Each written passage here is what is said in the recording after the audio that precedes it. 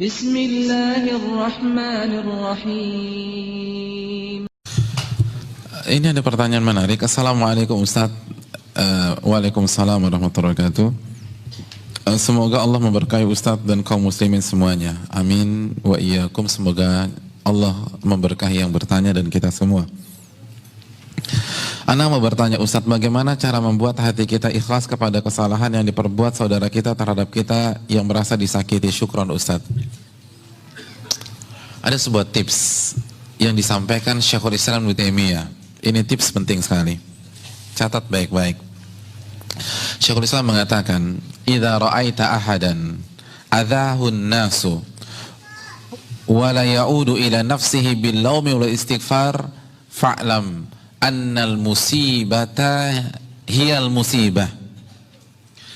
Apabila Anda melihat seseorang disakiti oleh manusia, dicela, dicaci, dimaki, digibahi, difitnah, mungkin ada kontak fisik, lalu dia tidak mengembalikannya kepada dirinya sendiri, dia tidak mengembalikannya kepada dosanya, kepada kesalahannya, dan dia tidak beristighfar kepada Allah, maka camkan bahwa itulah musibah yang sejati. Karena Allah berfirman, "Wa ma asabakum min musibatin fabima kasabat aydikum wa ya'fu an katsir." Surat Asy-Syura ayat 30. Dan apapun yang menimpa kalian itu disebabkan apa? Dosa-dosa kalian. Dan itu pun Allah sudah maafkan banyaknya kesalahan kalian. Jadi hadirin sekalian, ketika kita disakiti orang, ditipu orang, difitnah orang, digibai orang, itu pasti ada peran dosa. Maka ketika kita menghadapi kondisi-kondisi demikian, introspeksi diri, evaluasi dosa-dosa kita. Ini saya salah apa sama Allah? Pertama cek, kalau misalnya kita diomongin, pastikan apa kritikan mereka kepada kita. Kalau memang benar, perbaiki, berarti itu kesalahannya. Kalau ternyata itu fitnah, kita gak melakukannya, bukan berarti kita bersih dari kesalahan. Itu karena kesalahan kita di tempat lain, di kesempatan lain. Allah balas melalui itu. Jadi fokus kita jangan hanya menyalahkan yang memfitnah, jangan hanya menyalahkan yang menipu, jangan hanya menyalahkan yang mencaci, jangan hanya menyalahkan yang memaki, jangan hanya menyalahkan yang memukul atau menyakiti kita. Yang pertama, salahkan dosa, kata beliau. Karena itu pasti karena perbuatan dosa kita. Pasti, nggak diragukan lagi.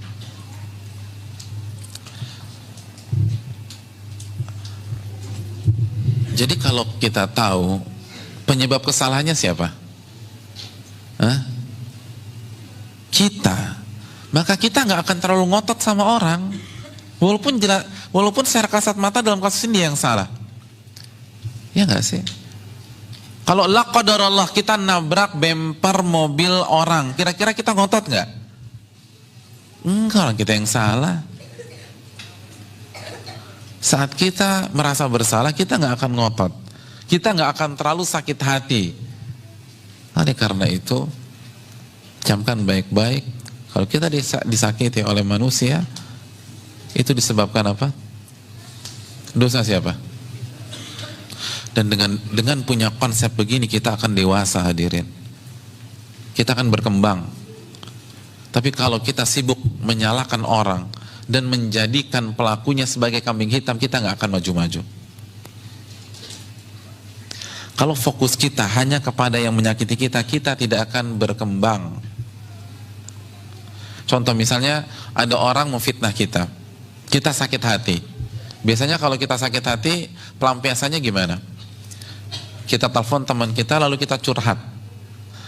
2 jam kita telepon teman kita tersebut menceritakan kasus kita yang disakiti oleh si fulan.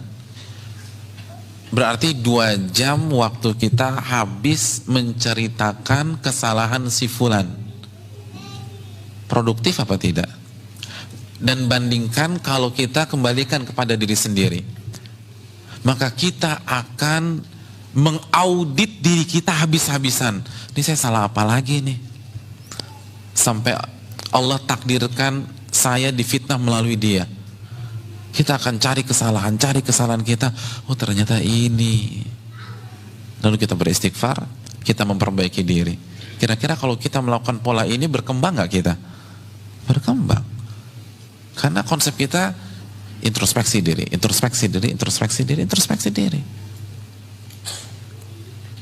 Makanya kan ketika kita membaca Sayyidul Istighfar, apa yang kita baca? Abu'u laka bi ni'matika alayya wa abu'u, udah itu aja. Kata Syekh Abdul Razak bin Abdul Muhsin Al-Abbad, konsep muslim itu dua, akui nikmat Allah dan akui kesalahan kita. Abu'u laka bi ni'matika alayya, aku akui seluruh nikmat-nikmat ini itu darimu ya Allah. Jadi seluruh fasilitas dunia, seluruh kenyamanan, ketentraman, harta, keluarga, itu semua dari siapa? Dari Allah. Lalu apa yang kita alami, masalah yang kita hadapi, itu disebabkan abu'u laka bi ni'matika alayya wa abu'u bi dzanbi. Itu karena dosa. Jadi kita hidup konsepnya dengan mengakui nikmat Allah, lalu kita bersyukur, dan kita mengakui kesalahan kita, lalu kita beristighfar. Saya ingin tanya, dari konsep ini ada pihak ketiga nggak? Ada pihak ketiga nggak? Nggak ada. Nggak ada pihak ketiga. Itu konsep yang diajarkan dalam Sayyidul Istighfar. Nikmat dosa saya, begitu aja udah. Dan kita akan maju. Ustaz, enak banget dong yang nyakitin kita kalau begitu. Hadirin, azab Allah untuk dia lebih pedih daripada pembalasan kita untuk dia. Udah biarkan Allah yang balas. Kita fokuskan menata diri. Itu baru satu konsep loh, belum konsep yang lain. Kalau kita disakiti itu investasi akhirat. Dosa diampunkan, derajat ditinggikan, dan dia akan transfer pahalanya ke kita. Ustadz kayaknya dia nggak punya pahala, ya udah kita yang transfer dosa kita ke dia, selesai. Orang yang mencela, yang menyakiti kita, itu kan sama saja mentransfer pahalanya kepada kita, iya nggak sih? Masih ingat hadis Muslim tentang muflis, orang yang bangkrut? Saya ingin tanya, kalau ada orang mentransfer 10 juta ke rekening antum marah-marah atau antum senang?